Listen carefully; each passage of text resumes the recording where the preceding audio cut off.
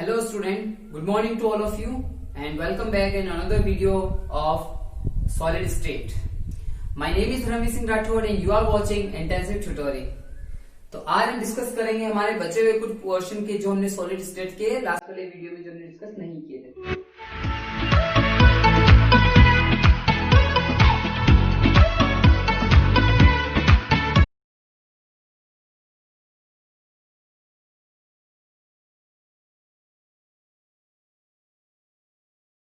तो हमारा next point है crystal lettuce.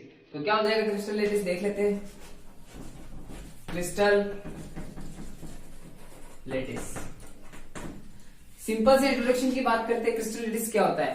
Crystal lettuce 3D के अंदर जो आपके पॉइंट्स होते हैं या कॉन्स्टिट्यूएंट पार्टिकल्स होंगे उन्हीं का अरेंजमेंट है। मतलब कोई भी अपने पास में जो कॉन्स्टिट्यूएंट पार्टिकल या जो लेटिस पॉइंट थे अगर वो 3D में अरेंज्ड मैनर में रखे हुए हैं तो उस पूरे सिस्टम को बोला जाता है क्रिस्टल लेटिस। डेफिनेशन देख लेते हैं। It is 3-dimensional arrangement of pattern of points that describe constituent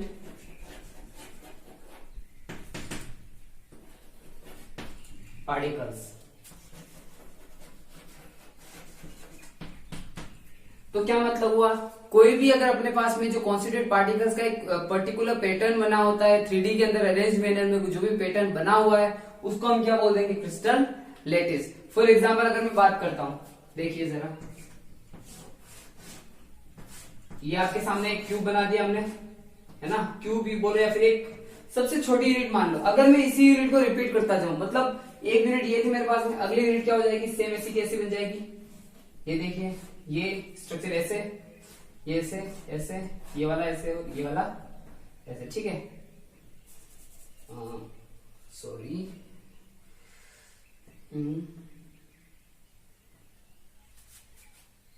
कहाँ मिस्टेक हो गई? एक minute.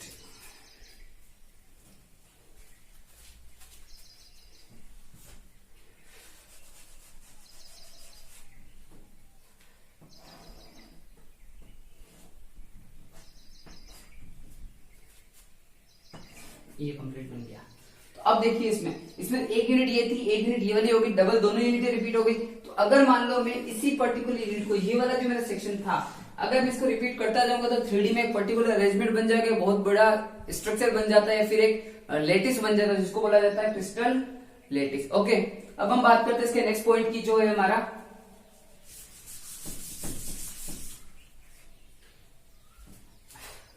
Unit cell.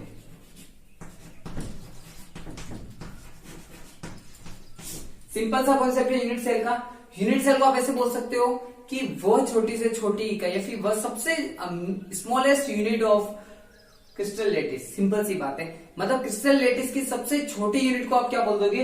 Unit cell. तो या फिर इसको और क्या बोल सकते हैं कि वह छोटी से छोटी है, वह स्मॉलेस्ट यूनिट जिसके रिपीटेशन से क्या मिल जाए हमें? क्रिस्टल लेटिस मिल जाए, उसको हम बोलेंगे यूनिट सेल। कैसे? डेफिनेशन देख लीजिए इसकी। It is the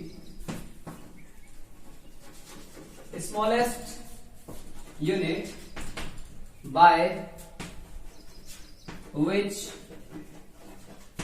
repeating we get crystal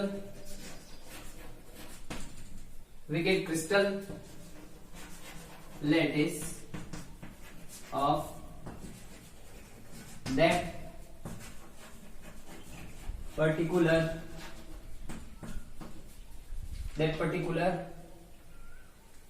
crystal।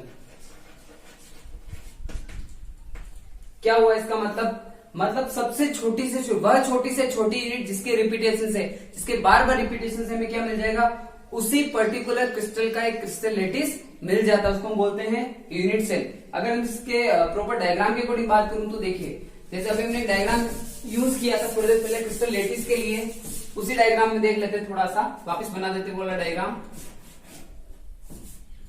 ये ऐसे, ये वाला ऐसे हो गया, ये ऐसे कंप्लीट हुआ यहां तक। फिर अगला ये ऐसे ऐसे, देन ये वाला ऐसे, इसको इधर ले जाओ थोड़ा सा इसको फॉर्मेशन। ओके, तो ये जो बना है ना पूरा सिस्टम, इसमें से देखो अगर मैं सिर्फ इस एक बॉक्स की बात करूं, है ना, ये वाले बॉक्स की बात करते हैं, उधर वाली बात नहीं करते हैं।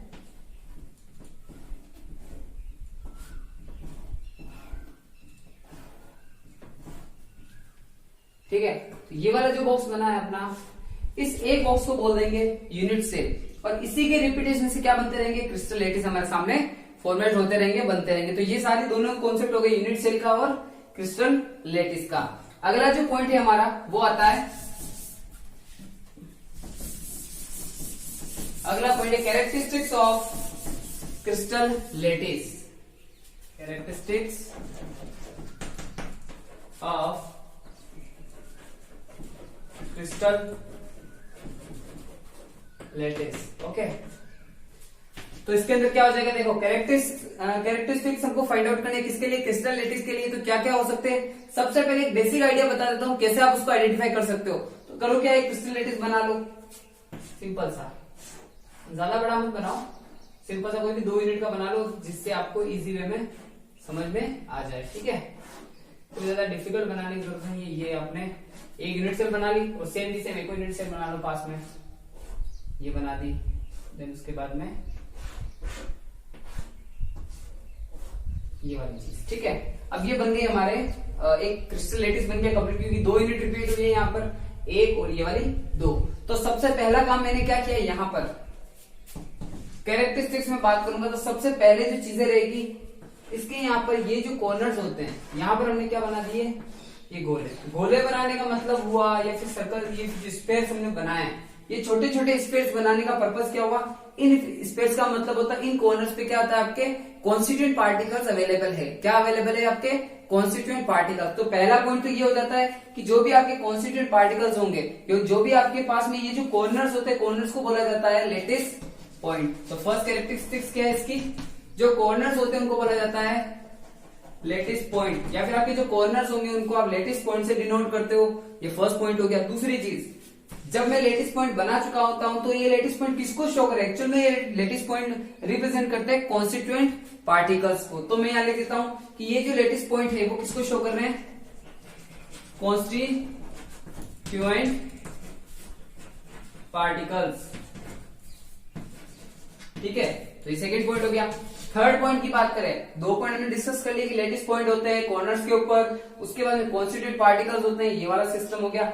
लेकिन अब जब ये दोनों चीजें हो गई, ये कॉन्स्टिट्यूएंट पार्टिकल्स, ये लेटिस पॉइंट जो सारे हमें डिनोट हो रहे हैं, ये मिलके क्या बना रहे, 3D ज्योमेट्री बना रहे। क्या बना रहे, 3D ज्योमेट्री, या फिर एक पूरा क्रिस्टल लेटिस का फॉर्मेशन कर रहे हैं। तो ये किस तरह की फॉर्मेशन है, 3 डायमेंशनल ज्योमेट्री। ठीक है, तो ये किसका फॉर्मेशन करते हैं, 3 डायमेंशनल ज्योमेट्री का फॉर्मेशन करते हैं। किसका फॉर्मेशन कर रहे हैं, 3D ज्योमेट्री का फॉर्मेशन बनाते हैं, जिसको हम क्या बोल देते हैं, क्रिस्टल लेटिस। क्रिस्टल लेटिस बोल देते हैं। और लास्ट एंड फाइनल पॉइंट क्या दे रखा है, मैंने देखो क्या किया, ये आपका कॉन्स्टिट्यूएंट पार्टिकल्स था, ये भी कॉन्स्टिट्यूएंट पार्टिकल्स है, दोनों कॉन्स्टिट्यूएंट पार्टिकल्स है। तो इस कॉन्स्टिट्यूएंट पार्टिकल को इस कॉन्स्टिट्यूएंट पार्टिकल से मिलाने के लिए, या फिर इस लेटिस पॉइंट को इस लेटिस पॉइंट से मिलाने के लिए बीच में हमने क्या किया, लाइंस यूज किए, स्ट्रेट लाइंस यूज किए। तो आपका फोर्थ आ जाएगा कि आपको क्या करना है, जो भी आपके क्रिस्टल पॉइंट के होंगे, जो भी आपके लेटिस पॉइंट है, उन सबको किससे आप मिलाते हो, स्ट्रेट लाइन से। किससे मिला देते हो, straight lines for joining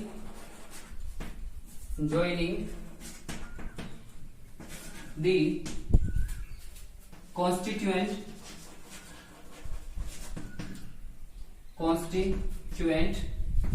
particles। Okay, तो देखिए 4 पॉइंट है हमारे, मतलब इस कैरेक्टरिस्टिक्स ऑफ क्रिस्टल लेटिस में सिर्फ 4 ही पॉइंट है।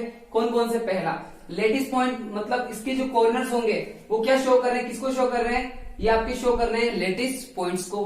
अब ये जब लेटिस पॉइंट बन चुके हैं, लेटिस पॉइंट्स में एक्चुअल में क्या आ रहा है, क्या काम में ले रहे हैं हम, कॉन्स्टिट्यूएंट पार्टिकल्स। तो ये लेटिस पॉइंट किसको शो करते हैं, कॉन्स्टिट्यूएंट पार्टिकल्स को शो करते हैं। जब ये कॉन्स्टिट्यूएंट पार्टिकल्स आपस में मिल जाएंगे तो क्या करना पड़ेगा, जब मिल जाएंगे तो प्रॉपर किसका फॉर्मेशन करेंगे, एक 3D ज्योमेट्री का फॉर्मेशन बनाते हैं, 3D ज्योमेट्री बनाते हैं जिसको हम बोल देते हैं क्रिस्टल लेटिस। और लास्ट में जब भी हमें इन कॉन्स्टिट्यूएंट पार्टिकल्स को मिलाना है या ज्वाइन करना है तो हम किससे करेंगे, स्ट्रेट लाइन से इसको क्या कर देते हैं, ज्वाइन। तो हमेशा ये किससे मिले होते हैं, स्ट्रेट लाइन से ही जुड़े होते हैं। ऐसा नहीं है कि आप एक पार्टिकल यहां था एक पार्टिकल यहां हो गया, आप इसको ऐसे ऐसे ऐसे मिला रहे हो, तो ये तरीका क्या है, गलत है, इसको आप यूज नहीं करोगे। आपको हमेशा क्या करना है, दोनों कॉन्स्टिट्यूएंट पार्टिकल को स्ट्रेट लाइन से ही मिलाना है। तो ये जनरल सा एक टॉपिक हुआ, कैरेक्टरिस्टिक्स ऑफ क्रिस्टल लेटिस। अगला पॉइंट देखते हैं आपका, पैरामीटर ऑफ क्रिस्टल लेटिस। क्या है नेक्स्ट पॉइंट आपका, पैरामीटर्स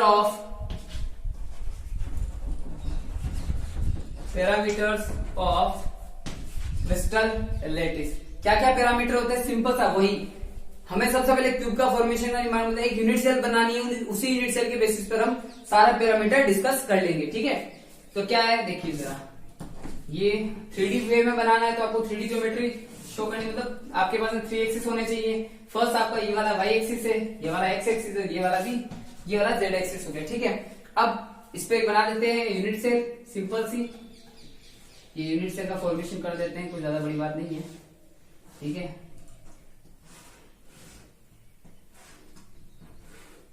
ठीक है, ये बन गई हमारे पास में एक यूनिट सेल। तो किसी भी यूनिट सेल एक सिंप्लीफाई कर देते हैं इसको थोड़ा सा, इसको एक यूनिट सेल में मान के आप मान लो क्यूब, क्या मान लो, क्यूब। अगर ये क्यूब है तो इसकी कितनी साइड होगी, ओवरऑल देखो सारी साइड्स को क्यूब में मतलब सिमिलर सारे सेम होते तभी क्यूब बनता है। बट जनरली देखो साइड अगर मानते हो तो एक साइड ये वाली है, एक साइड ये वाली है और एक साइड ये वाली, 3 साइड अपने जो मतलब बेसिक पैरामीटर्स है। ऐसा नहीं साइड्स तो आप बहुत ऐसे ये बना लोगे कि हाँ सर ये भी साइड है, ये वाली भी साइड है, ये सारी साइड ही है, लेकिन बेसिक पैरामीटर को माना जाए कि अगर मान लो मेरे सामने एक बॉक्स पड़ा है तो उसके बेसिक 3 ही पैरामीटर्स के मैं कंसीडर करूंगा। कौन कौन से, लेंथ, ब्रेथ और हाइट, 3 ही होते हैं। तो वही चीज है, इसके लेंथ कितनी है, ब्रेथ कितना और या फिर हाइट कितनी है, 3 चीज अपने को कंसीडर करनी है। तो सेम अगर मान लो ये वाला जो डिस्टेंस आपका था, जैसे मान लो ये वाला एक्स वाला पैरामीटर है, इसको मैंने मान लिया a, मतलब कहां से कहां तक, यहां से यहां तक का डिस्टेंस a, ठीक है। ये थोड़े गोले बना दीजिए ताकि आपको और क्लियर रहे कि किस पैरामीटर की बात कर रहे हैं। ये कोने पे हमने क्या बना दिए, कॉन्स्टिट्यूएंट पार्टिकल्स बना दिए, ठीक है, ये सारा हो गया। अब देखिए ये जब आपके सामने कॉन्स्टिट्यूएंट पार्टिकल्स बन गए हैं तो देखो इस पॉइंट से इस पॉइंट के बीच का डिस्टेंस है a, ठीक है। एक्स वाले पैरामीटर पे a साइड हो गई, दूसरा y वाले पे क्या हो जाएगी, यहां से यहां तक की साइड हो गई b। ये क्या है, इस साइड की वैल्यू कितनी, स्मॉल b होगी, क्या होगी, स्मॉल b। और लास्ट वन आपका z एक्सिस पे क्या हो जाएगा, यहां से यहां तक का जो डिस्टेंस है ये हो गया आपका c, ठीक है। तो 3 हमने साइड बना दी, मतलब हमारे पास में 3 चीजें आ गई a b c। ये क्या है, लेंथ ऑफ साइड्स, ठीक है। ए बी सी तीनों क्या है, length of sides for a unit cell. इसके बाद 3 पैरामीटर और आते हैं, अल्फा, बीटा एंड गामा। ये क्या है, अल्फा, बीटा, गामा, मतलब एंगल्स बिटवीन दी साइड। अब 2 साइड के बीच में बनेगा एंगल, तो ये क्या चीजें हैं अपनी, angles between the sides of unit cell. तो ये जो आपकी साइड्स थी इन्हीं के बीच में एंगल बनेगा। कैसे बनाना, थोड़ा सा एक लॉजिकली सिस्टम बता देता हूं आपको। ये आपका ए, ये आपका बी, ये आपका सी। ए के नीचे अल्फा, बी के नीचे बीटा, सी के नीचे गामा। अब मुझे एंगल बनाना है किसके बीच में, ए और बी के बीच। एक एंगल ये आपका ये होगा, ए और बी के बीच में। दूसरा एंगल ए और सी के बीच में, ये ए और सी के बीच में हो गया। तीसरा सी और बी के बीच में, ये सी और बी के बीच। अब इसका नोमेनक्लेचर कर देते कैसे,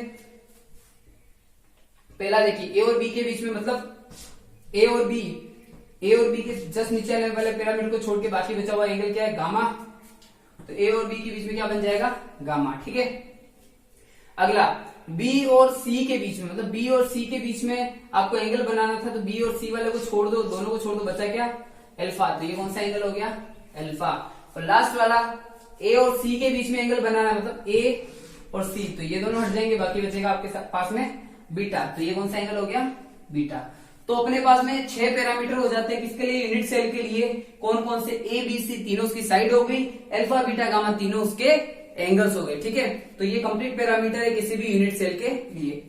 अब नेक्स्ट पॉइंट डिस्कस करते हैं हमारा, जो है हमारा टाइप्स ऑफ क्रिस्टल सिस्टम, कि कितने टाइप के होते हैं क्रिस्टल सिस्टम, क्या क्या इसके पैरामीटर तो हमने देख लिए थे, तो अब सिर्फ देख लेते हैं types of crystal system.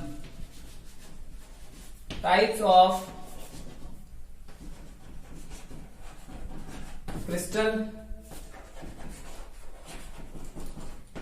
System. ठीक है, अब हमें डिस्कस करना है क्रिस्टल सिस्टम के टाइप्स के बारे में, क्लासिफिकेशन क्या क्या है। सबसे पहले सिंपल सी बात मैं समझा देता हूं। क्रिस्टल सिस्टम को 2 पार्ट में डिवाइड कर रखा है। ठीक है, फर्स्ट आपका आएगा सिंपल, बेसिक या फिर प्रिमिटिव। तीनों एक ही चीज के, तीनों सिमिलर, एक ही पर्टिकुलर चीज के लिए नाम है या पर्टिकुलर क्रिस्टल सिस्टम के लिए नाम है। सिंपल बोलो, प्रिमिटिव बोलो या बेस बोल दो, है ना। ठीक है, तीनों एक ही सेम चीज के लिए। और दूसरा आपका आ जाता है, पहला क्या था? सिंपल और बेसिक और प्रिमिटिव। Primitive unit cell. और दूसरा आपका टाइप है सेंटर्ड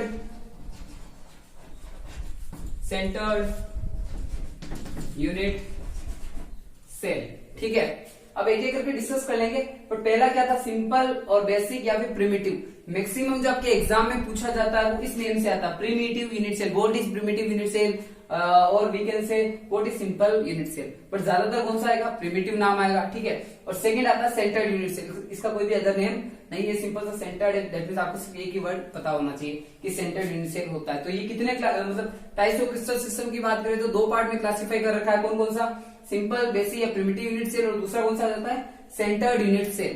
तो फर्स्ट बात कर लेते हैं सिंपल और बेसिक प्रिमिटिव, इसकी सिंपल, बेसिक या प्रिमिटिव यूनिट सेल की। क्या होता है? वही सबसे इतनी देर से जो हम डिस्कस कर रहे हैं सेम होगा, वही रहेगा सिस्टम, कोई चेंज नहीं उसमें। तो ये जो मैंने स्ट्रक्चर बनाया है, क्यूब बना दिया है प्रॉपर। ठीक है, यहाँ पे कॉन्स्टिट्यूएंट पार्टिकल्स बना देते हैं, यहाँ पे बना दो, यहाँ पे बना दो, हर कॉर्नर पे आपको बनाना है प्रॉपर, ताकि पता है कि क्या है क्या नहीं चीज है। तो अब देखिए इस एक सिस्टम के अंदर ये कौन सा है? मैं बात कर रहा हूं ये सिंपल और बेसिक प्रिमिटिव यूनिट सेल। ये क्या स्ट्रक्चर, किसका स्ट्रक्चर है? सिंपल या फिर प्रिमिटिव यूनिट सेल का ही स्ट्रक्चर है। कैसे पता चला? जब भी किसी यूनिट सेल के अंदर, किसी भी यूनिट सेल के अंदर अगर जो कॉन्स्टिट्यूएंट पार्टिकल अवेलेबल है वो कॉर्नर्स पर अवेलेबल हो, कहां पर प्रेजेंट हो? एट दी कॉर्नर्स, उसके अलावा कहीं पर भी अवेलेबल नहीं हो, तो उसको बोलेंगे सिंपल या प्रिमिटिव यूनिट सेल। मतलब क्या होगा? Constituent particle present at the corners only. कहां अवेलेबल रहेंगे कॉन्स्टिट्यूएंट पार्टिकल्स? कहां पर अवेलेबल रहेंगे? ओनली कॉर्नर्स पर। अगर कॉर्नर्स पर अवेलेबल, इसके अलावा कहीं और आ गया तो मतलब उसका टाइप बदल जाएगा, वो फिर सेंटर्ड कैटेगरी में चला जाता है। लेकिन अगर मैं सिर्फ बात कर रहा हूं जो कॉन्स्टिट्यूएंट पार्टिकल वो मैंने सिर्फ कॉर्नर्स पर बनाए हैं, तो फिर वो क्या होगा? सिंपल या फिर प्रिमिटिव यूनिट सेल। ठीक है, और जो सेकंड वाला पोर्शन है इसको हटा देते हैं अभी, है ना। सेकंड वाले पोर्शन को डिस्कस करेंगे। ये तो हो गया कंप्लीट। क्या हो जाएगा? देखिए सेंटर्ड यूनिट सेल का मतलब देखो, इसको आप डिवाइड कर सकते हो 3 पार्ट में। कितने पार्ट में? अगेन इसको डिवाइड किया जाता है 3 पार्ट्स में। तो इसके पार्ट थोड़ा डिस्कस कर लेते हैं, ऊपर हटा देते हैं इस वाले टाइप को।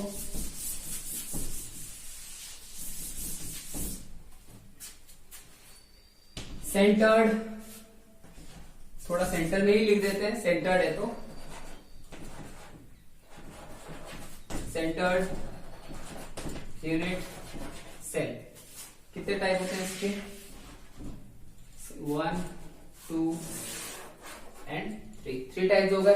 पहला कौन सा होता है आपका? Body centred unit cell. ठीक है, दूसरा आपका हो जाएगा face centred unit cell, okay, end centred unit cell. तो तीनों पार्ट हो गए इसके, कौन कौन से? Body centred unit cell, face centred unit cell and end centred unit cell. 3 types होते हैं। अभी होते क्या है इसके बारे में थोड़ा बहुत देख लेते हैं, थोड़े से कॉम्पैक्ट वे में लिख देते हैं ताकि क्या नीचे अपने को स्पेस मिलता है इसके डिस्क्रिप्शन के लिए। ये कौन सा था? फर्स्ट वाला, बॉडी सेंटर्ड यूनिट सेल। अब बॉडी सेंटर्ड यूनिट सेल का क्या मतलब होता है? वही सबसे पहले एक यूनिट सेल बना दो,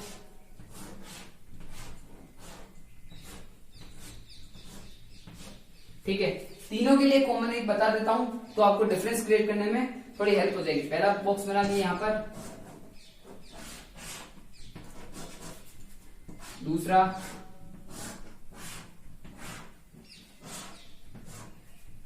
ये सेकंड हो गया। थर्ड वाले के लिए भी बना देते हैं,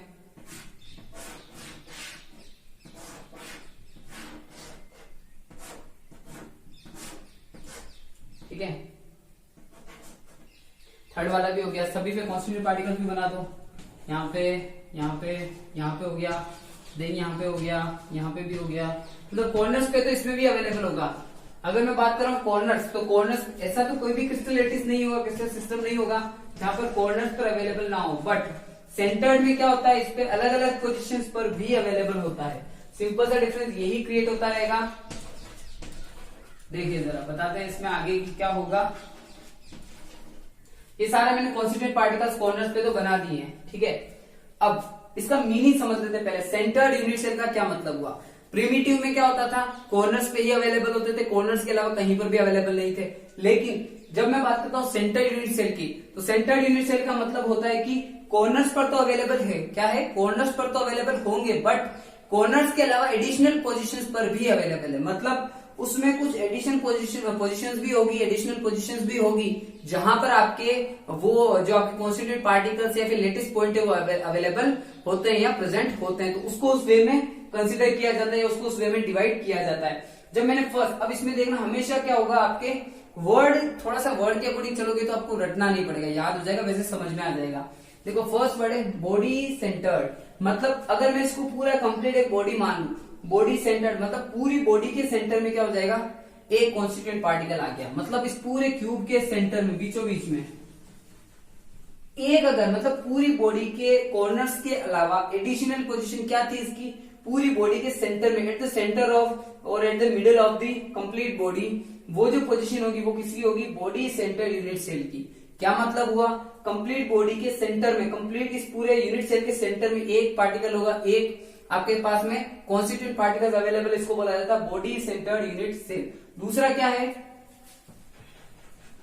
दूसरा देखो फेस सेंटर्ड यूनिट सेल।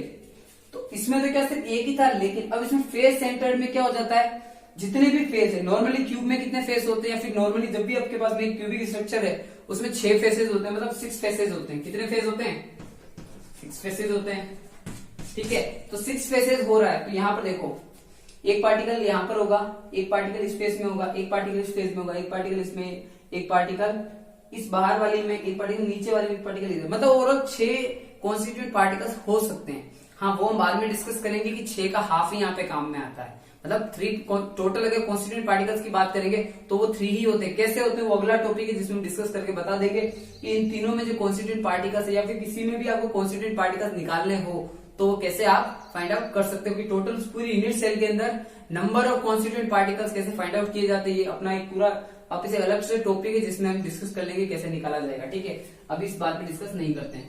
तो क्या हो जाएगा, देखो अब पूरा हर एक फेस पर एक आपको क्या बनाना है, 3 मतलब 3 और एक ये वाली, इस स्ट्रक्चर के लिए ये वाला, ये जो बॉटम है इसके लिए ये हो गया।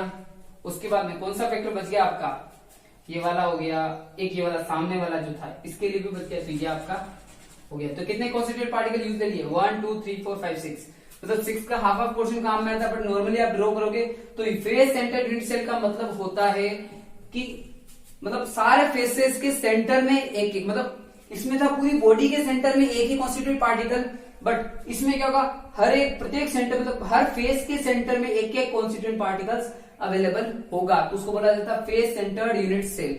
और लास्ट जो दे रखा है आपका एंड सेंटर्ड यूनिट सेल का मतलब सिंपल सा मतलब होता है कॉर्नर्स पर तो अवेलेबल है, कॉर्नर्स का तो कोई इश्यू नहीं, कॉर्नर्स पे तो देखो सब पे अवेलेबल था, लेकिन एंड सेंटर्ड का मतलब होता है कि कोई भी अपोजिट टू फेसेस, मतलब मैं क्या करूंगा यहाँ पे अपोजिट टू फेसेस काम में लूंगा, अगर मेरे आमने सामने अपोजिट टू फेसेस वाली कंडीशन में अगर कॉन्स्टिट्यूएंट पार्टिकल्स अवेलेबल है तो उसको बोला जाता है एंड सेंटर्ड क्रिस्टल सिस्टम, मतलब या यूनिट सेल। कैसे सामने, कैसे यहाँ पे मतलब अगर टॉप पे है तो बॉटम में होना चाहिए, इस वाले लेफ्ट हैंड साइड वाले पे पोर्शन पे है तो राइट हैंड साइड वाले पर होना चाहिए, बैकवर्ड वाले बैक साइड वाले पे है तो फ्रंट साइड वाले पे होना चाहिए, तीन ही साइड है बैक, तो बैक के साथ कहां होगा, फ्रंट पे होगा। मतलब अगर मैंने बैक साइड में पार्टिकल बना दिया तो इसका मतलब सामने वाले इसके बैक साइड का फ्रंट साइड के अकॉर्डिंग होना चाहिए, तो फ्रंट साइड पर भी क्या होगा, कॉन्स्टिट्यूएंट पार्टिकल होना चाहिए। मतलब अपोजिट फेसेस पर अगर कॉन्स्टिट्यूएंट पार्टिकल अवेलेबल है तो वो हो जाएगा एंड सेंटर्ड यूनिट सेल। ठीक है, अगर मान लो आपको नहीं सर ऐसा नहीं, हम तो वैसे बनाएंगे, ठीक है, कौन सा बॉटम वाला हमें पसंद है, अपर एंड लोअर, ये वाले पोर्शन हमें बनाने, इसमें ड्रॉ करना है, तो कोई बात नहीं, आप ये अपर पोर्शन है और ये लोअर पोर्शन, इसका जो बॉटम वाला पोर्शन है, बॉटम वाला पार्ट है, ये वाला हो गया, तो अपर एंड लोअर पोर्शन पर बना दो तो भी आपका वो एंड सेंटर्ड होगा। या फिर तीसरा केस जो पॉसिबल है, पहले ही सर हम तो लेफ्ट एंड राइट पे बनाएंगे, हमें तो वो पसंद है, कोई दिक्कत नहीं, आप ये लेफ्ट हैंड साइड पे बना दिया और ये राइट हैंड साइड पे बना दिया, तो ओवरऑल क्या हुआ, तीनों के अंदर बेसिक डिफरेंस क्या हुआ, बॉडी सेंटर में, कंप्लीट बॉडी के सेंटर में एक कॉन्स्टिट्यूएंट पार्टिकल है, फेस सेंटर में सभी फेसेस पर एक एक कॉन्स्टिट्यूएंट पार्टिकल अवेलेबल होता है, और लास्ट वन एंड सेंटर में अपोजिट टू फेसेस पर कॉन्स्टिट्यूएंट पार्टिकल अवेलेबल है। और इन तीनों में ही क्या होता है, कॉर्नर्स पर हमेशा अवेलेबल रहेगा। कॉर्नर्स पे तो सिंपल में भी था, सिंपल वाले में सिर्फ कॉर्नर्स पे था, इसमें कॉर्नर्स के अलावा कुछ एडिशनल पोजीशन जो मैंने अभी तीनों डिनोट की, बॉडी की, फेस की और अपोजिट टू फेसेस की, इन तीनों कंडीशंस को ध्यान रखना है। ये आपके डेफिनेशन हो गई तीनों की, body centred, face centred and centred. तो ये कुछ basic general type of crystal system था। इसके बाद हम डिस्कस करते हैं हमारा नेक्स्ट टॉपिक जो है नंबर ऑफ कॉन्स्टिट्यूएंट पार्टिकल।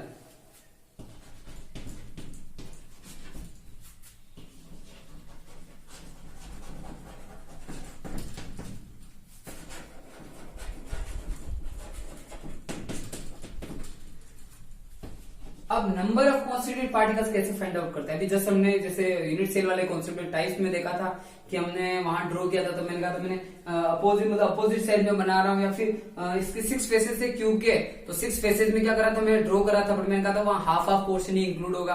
तो हमें कैसे पता चलेगा कि नंबर ऑफ कॉन्स्टिट्यूएंट पार्टिकल्स कितने काम में लेते हैं या फिर कितने होते हैं किसी भी यूनिट सेल के अंदर। तो सबसे पहले एक सिंपल सी बात करते हैं, एक बेसिक एग्जाम्पल लेता हूं, पहले यूनिट सेल बना दूं। देखिए वही आपको क्यूब बनाना है, ठीक है, कोई भी चेंज नहीं लाना है इसमें। ये हो गया, ये कॉन्स्टिट्यूएंट पार्टिकल ड्रॉ कर दो एक बार कॉर्नर्स पर, सारे कॉर्नर्स पे बना देना, मिस मत करना है इसको भी, चीजें समझने में दिक्कत हो जाएगी नहीं तो देखिए क्या होता है। ये मैंने कॉन्स्टिट्यूएंट पार्टिकल्स बना दिए सभी पे अच्छे से। अब एक और रह गया ये वाला, ठीक है, तो अब क्या हुआ इसमें, ये जो कॉन्स्टिट्यूएंट पार्टिकल बने, हमें कैसे पता चलेगा कि इस पूरी यूनिट सेल के अंदर, अभी मान लो ये सिंपल प्रिमिटिव यूनिट सेल बनी हुई है, इस सिंपल यूनिट प्रिमिटिव सेल में कितने कॉन्स्टिट्यूएंट पार्टिकल, अगर मैं आपको पूछूं number of constituent particles present in a simple और प्रिमिटिव यूनिट सेल, तो कितना, मतलब आप क्या नंबर बोलना चाहोगे, मतलब कितना नंबर बता पाओगे। आप बोलोगे सर 1 2 3 4 5 6 7 एंड 8, आप आंसर दे दोगे 8, लेकिन 8 आपका रॉन्ग आंसर है, 8 राइट आंसर नहीं है। तो राइट आंसर क्या होगा आपका, देखो 8 आपका राइट आंसर क्यों नहीं है, इसका लॉजिक में बता देता हूं। क्योंकि आपको क्या करना है, पूरी यूनिट सेल में कितने पार्ट ने सपोर्ट किया, क्या मतलब हुआ, कितना पार्ट आपका टोटली इसमें सपोर्ट कर रहा है, मतलब कितना पार्ट इंक्लूड है, बस उसी को कंसिडर करना, आप कंप्लीट पार्ट को इंक्लूड मत करो, ठीक है ना। अगर मान लो मैं बात कर रहा हूं कि अगर ऐसा समझो एक रूम है, ठीक है, अब उस रूम में क्या है, अगर आपके साथ आपका एक रूम पार्टनर भी रह रहा और आप भी रह रहे हो, ठीक है, आप 2 लोग रह रहे हो, ठीक है, आप 2 लोग रहते हो, इधर आधा पोर्शन उसने कवर कर रखा है, आधा पोर्शन आपने कवर कर रखा है। लेकिन आप क्या ऐसे बोलते हो, मतलब बाहर जाओगे तो बोलोगे हाँ ठीक है मेरा रूम है, लेकिन जब अंदर स्पेस कवर करने की बात हुई कि प्रॉपर आपका कितना स्पेस है, तो आपका पूरा रूम तो आपका नहीं है ना, आधा रूम आपके पार्टनर का है, तो आधा रूम क्या किसका हो गया, आपका हो गया। तो आपने पूरे रूम में से सिर्फ हाफ स्पेस कंज्यूम किया, पूरा स्पेस कंज्यूम नहीं किया। तो सेम वही चीज है, ये जो कॉन्स्टिट्यूएंट पार्टिकल्स, ये वाला, ये कॉन्स्टिट्यूएंट पार्टिकल्स कितने कॉन्स्टिट्यूएंट पार्टिकल से घिरा होता है, इसके अपोजिट में मतलब इसके आसपास कितने कॉन्स्टिट्यूएंट पार्टिकल्स होते हैं वो देख लेते हैं। एक बेसिक सा एग्जांपल बताता हूं आपको, सिंपल सा है। अगर मान लो 1 2 ये 1 ये 2 ये 3 ये 4, मतलब आपको क्या करना है, 4 बॉल्स आप अपने माइंड में इमेजिन कर सकते हैं, क्या चीजें विजुअलाइज करो थोड़ा सा। 4 आपके बॉल्स आपने ले लिए, ये 4 गेंद आपने जो बॉल आपने ली वो ऊपर एक लेयर बना दी, first ball, second ball, third ball and fourth ball, ठीक है। अब क्या करना है, सेम ऐसा का ऐसा एक और ग्रुप क्या करना है आपको, नीचे भी लेना 1 2 3 एंड 4, नीचे भी 4 बॉल्स आ गई, ऊपर भी 4 बॉल्स आ गए, ठीक है। अब अगर इन 4 बॉल्स के ऊपर रख दिया जाएगा तो क्या होगा, एक बीच में सेंटर में सबसे बीच में स्पेस रह जाता है, ठीक है ना, क्या रह जाता है, स्पेस।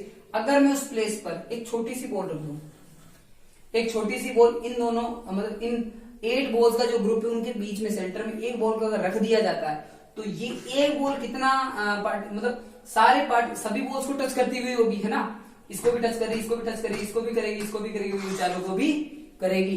तो इस बॉल का पर्टिकुलर पार्ट सभी 8 पार्ट में डिवाइड हो रहा है। कितने पार्ट में डिवाइड हो रहा है, 8 पार्ट में डिवाइड हो रहा है। तो पर्टिकुलर एक कॉन्स्टिट्यूएंट पार्टिकल्स के लिए, एक पर्टिकुलर बॉल के लिए कितना पोर्शन सपोर्ट कर रहा है, ये 1/8 कितना करेगा, 1/8। तो अब क्या हो जाएगा, अब आते हैं अपने इस मेन पॉइंट पर। आपने अभी थोड़ी देर पहले काउंट किया था कि sir number of constituent atoms या फिर कॉन्स्टिट्यूएंट पार्टिकल्स हमें इसमें कितने दिख रहे हैं, 8 दिख रहे हैं, अच्छी बात है, कोई दिक्कत नहीं है। 8 आपका दिखेगा, 8 के बाद में सपोर्ट कितना कर रहा है, मतलब कितना पार्ट काम में आ रहा है, 1/8। पर्टिकुलर एक सिस्टम, एक कॉन्स्टिट्यूएंट पार्टिकल के लिए कितना काम में आएगा, 1/8। क्योंकि ये वाला आपका, देखो सिंपल सी चीज बताता हूँ कैसे समझ, अगर आपको समझ में नहीं आया, ये प्रिमिटिव यूनिट सेल अपने पास में है ना, सिंपल सी, ऐसा का ऐसा बॉक्स इधर रख दो, एक और हो जाएगा। फिर ऐसा बॉक्स, मतलब सेम चीज, ये बॉक्स ऐसा एक इधर भी रख दो, इधर भी रख दो, इधर भी रख दो, मतलब 1 फिर 2 फिर 3 और फिर 4, मतलब 1 2 3 4 नीचे हो गए, 4 बॉक्स, 4 ही बॉक्स ऊपर हो गए, तो 8 बॉक्स के बीच में ये एक बॉल क्या कर रही है, अपना पार्टीशन अपना मतलब सपोर्ट कर रही है 8 पार्ट के अंदर। तो 8 पार्ट में डिवाइड करिए, मतलब एक पार्ट के लिए तो 1/8 ही काम में आएगा। तो अब ओवरऑल कितना पार्टिकल काम में, कितना कॉन्स्टिट्यूएंट पार्टिकल हुआ, 8 कंप्लीट, 8 काउंट कर लिया आपने, और सपोर्ट कितना कर रही है, 1/8 का, तो कितना आ गया, 1 कॉन्स्टिट्यूएंट पार्टिकल, कितना हो गया, 1 constituent particle for a unit cell. अभी किसके लिए बात हुई थी, फर्स्ट प्रिमिटिव और सिंपल यूनिट सेल, ठीक है।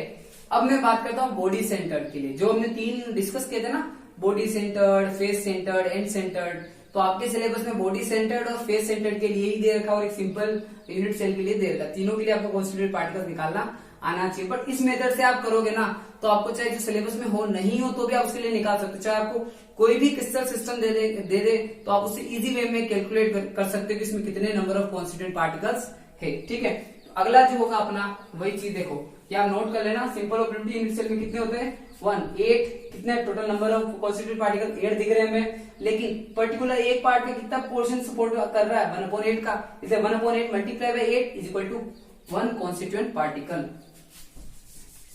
ये तो हो गया हमारा सिंपल। सेकेंड आता है हमारा जो है हमारे पास में body centred, body centred unit cell, या फिर इसको बोल देते हैं क्रिस्टल सिस्टम की बात करना, बॉडी सेंटर्ड क्रिस्टल सिस्टम ऐसा बोल सकते हो, BCC, body centred crystal system, ठीक है, बीसीसी। तो क्या होता है इसमें बीसीसी में, फिर से वही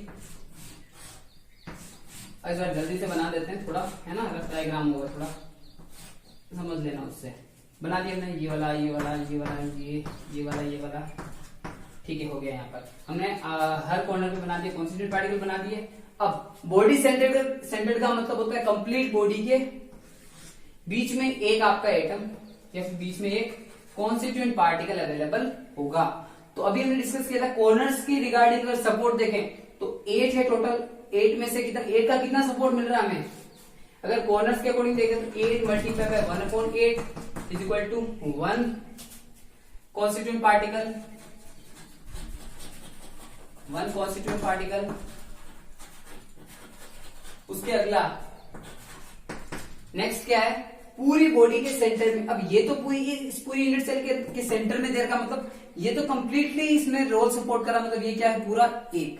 तो कितना हो जाएगा? एक पहले से, मतलब एक तो पहले से मैं कॉर्नर से मिल गया और दूसरा हमें कहा मिल गया इस सेंटर में एक कंप्लीट कॉन्स्टिट्यूएंट पार्टिकल होने की वजह से।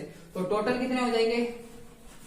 टोटल कॉन्स्टिट्यूएंट पार्टिकल्स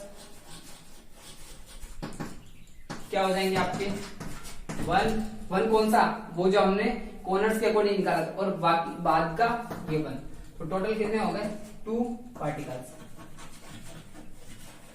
ओके, तो ये आ गया बॉडी सेंटर्ड यूनिट सेल के लिए। ठीक है, अब थर्ड वाले की बात कर लेते हैं जो हमारे पास में है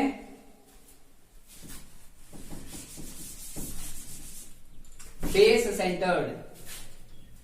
क्या है थर्ड वाला आपका? फेस सेंटर्ड, जिसको हम बोल देते हैं एफसीसी। एफसीसी के नेम से भी आ सकता है। ठीक है क्वेश्चन। तो फेस सेंटर्ड यूनिट सेल की बात करो या फेस सेंटर्ड क्रिस्टल लेटिस की बात करो तो एफसीसी हो जाता है। सबसे पहला काम फेस में, सेंटर में होगा ही नहीं फेस वाले में। फेस वाले में क्या होता है? सारे फेसेस पर एक एक अवेलेबल होता है। ये इधर आ गया, ये इधर फेसेस पे आ गया, एक सामने वाले फेस पे आ गया, एक इस वाले फेसेस पे चला गया, एक इस वाले फेस पे आ गया, और एक ये सामने वाले फेस पे आ गया। कंफ्यूज मत होना, थोड़ा कॉम्प्लेक्स डायग्राम दिखने लग गया होगा आपको, साथ सब मैशअप हो गया, सब मिक्स हो गया, कोई दिक्कत नहीं। आप ऐसा समझो सारे फेसेस पे एक एक कॉन्स्टिट्यूएंट पार्टिकल मैंने रखा है। लेकिन अगर अभी मैंने जो बात की थी, अगर इस बॉक्स के पास में, इस यूनिट सेल के पास में एक और यूनिट सेल होगी और ये ब्लॉक कहाँ है? इन दोनों के बीच में आएगा, दो के ही बीच में आ सकता है। अगर मैं इसके उस साइड या इस साइड किसी भी साइड रखूंगा तो ये वाला जो कॉन्स्टिट्यूएंट पार्टिकल जो लेफ्ट हैंड साइड में था वो तो सिर्फ इस लेफ्ट हैंड साइड वाले ब्लॉक में ही सपोर्ट करेगा, और तो कहीं कर ही नहीं सकता ना, कहीं टच ही नहीं हो रहा। तो ये जितने पार्टीशन में सपोर्ट कर रहा है, मतलब एक में और टच, मतलब 2 के अंदर एक का सपोर्ट आ रहा है, तो एक में कितना आ गया? हाफ पोर्शन आ जाएगा। मतलब कोई एक बॉल है, अगर दो लोगों के बीच में अगर उसको बांटा जाए तो उसका हाफ पोर्शन ही आएगा। तो सेम क्या होगा? हर फेस में जो आपका कॉन्स्टिट्यूएंट पार्टिकल काम में आप ले रहे हो उसका हाफ पोर्शन ही काम में आता है, मतलब हाफ पोर्शन का ही सपोर्ट होता है। हाफ पोर्शन इधर वाले के लिए, हाफ पोर्शन उसके नेक्स्ट में जो यूनिट सेल होती है जस्ट उसके आगे वाली जो यूनिट सेल होती है उसके सपोर्टिव में चला जाता है। तो ये जो हाफ पोर्शन आ रहा है, मतलब कितने हाफ पोर्शन इंक्लूड होंगे? ऊपर वाले के साथ हाफ पोर्शन डिवाइड हो जाएगा, राइट हैंड साइड वाले का राइट हैंड साइड वाले यूनिट सेल के साथ डिवाइड हो जाएगा, बॉटम वाले का बॉटम वाले के साथ हो जाएगा, और बैक साइड वाले का बैक साइड में, और फ्रंट साइड वाले का फ्रंट साइड वाले यूनिट सेल में ये पोर्शन डिवाइड हो जाएगा। तो ओवरऑल जो आपके पास में 6 कॉन्स्टिट्यूएंट पार्टिकल्स मिले हैं आपको यहाँ पर, उन सबका हाफ पोर्शन इंक्लूड हो रहा है। ठीक है, तो नेक्स्ट क्या हो जाएगा? 6 कॉन्स्टिट्यूएंट पार्टिकल है जिसका कितना पोर्शन सपोर्ट कर रहा है? Half portion, that means 3 particles. Okay, तो कॉर्नर्स की वजह से 1 और फेस सेंटर्ड की वजह से 3 पार्टिकल्स। तो ओवरऑल कितना हो? टोटल सम कितना हो गया? टोटल कितना है? Total 1 + 3 = 4 particles. ठीक है, तो ये आपके पास में टोटल आ गया 4 particles, 4 face centred unit cell. किसके लिए आ गया? फेस सेंटर्ड यूनिट सेल के लिए कॉन्स्टिट्यूएंट पार्टिकल्स कितने हो जाएंगे? 4। ये सारे आपको नंबर ऑफ कॉन्स्टिट्यूएंट पार्टिकल्स इसलिए बताए जा रहे हैं क्योंकि आगे आपके जो पैकिंग एफिशिएंसी निकाली जाती है उसके अंदर आपको पता होना चाहिए किसी भी बॉडी सिस्टम के लिए, किसी भी क्रिस्टल सिस्टम के लिए नंबर ऑफ कॉन्स्टिट्यूएंट पार्टिकल्स कितने होते हैं, उन्हीं के बेसिस पर आपकी पैकिंग एफिशिएंसी भी कैलकुलेट की जाती है। ओके, तो ये आपके हो गए नंबर ऑफ कॉन्स्टिट्यूएंट पार्टिकल्स।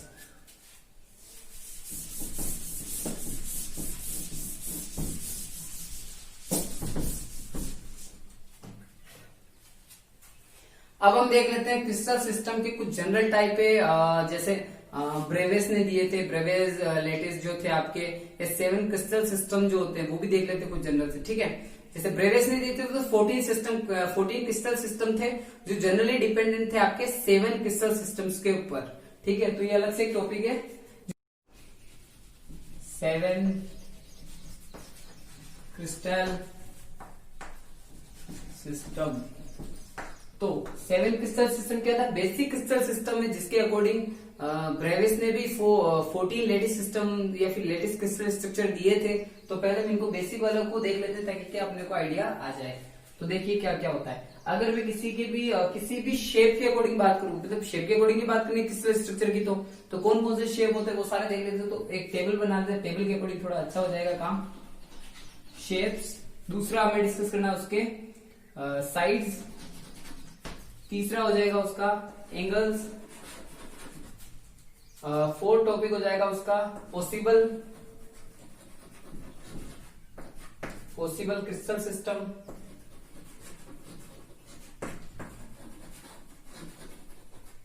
और लास्ट हो जाएंगे उसके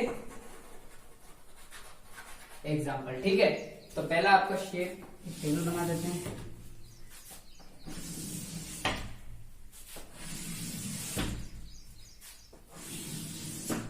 ठीक है, अब यहां पर स्टार्ट करते हैं शेप से। फर्स्ट टेबल शेप में आपका सबसे पहला वाला शेप आपका होगा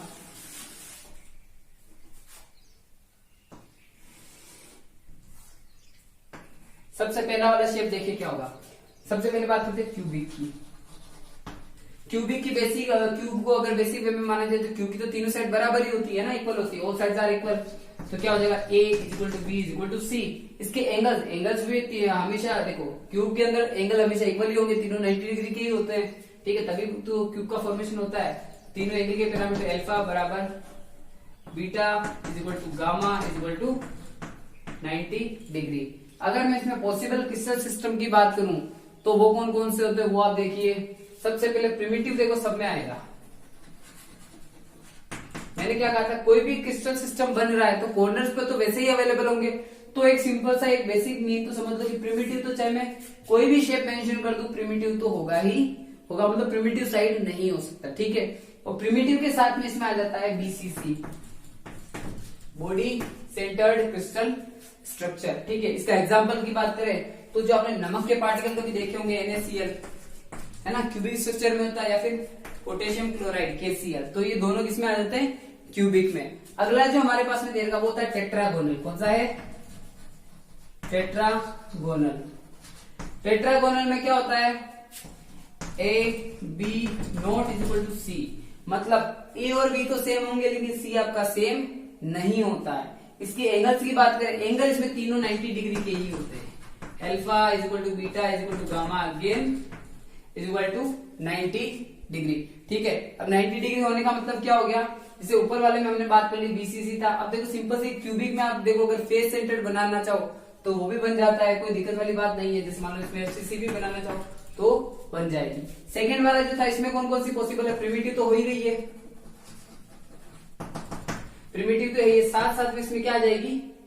BCC। बस इसमें FCC इंक्लूड नहीं करनी है आपको। FCC अगर आप इसमें इंक्लूड करते हो तो वो गलत हो जाएगा। ठीक है, अब इसके एग्जाम्पल की बात करें, इसमें सिंपल से एग्जाम्पल काम में आते हैं आपके।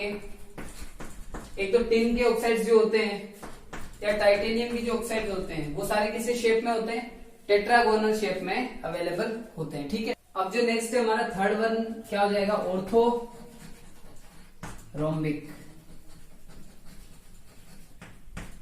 ऑर्थोरोम्बिक। अब ऑर्थोरोम्बिक में क्या होगा? जो साइड्स होगी वो तीनों ही आपके इक्वल नहीं होती है, तो हम क्या मेंशन कर देंगे?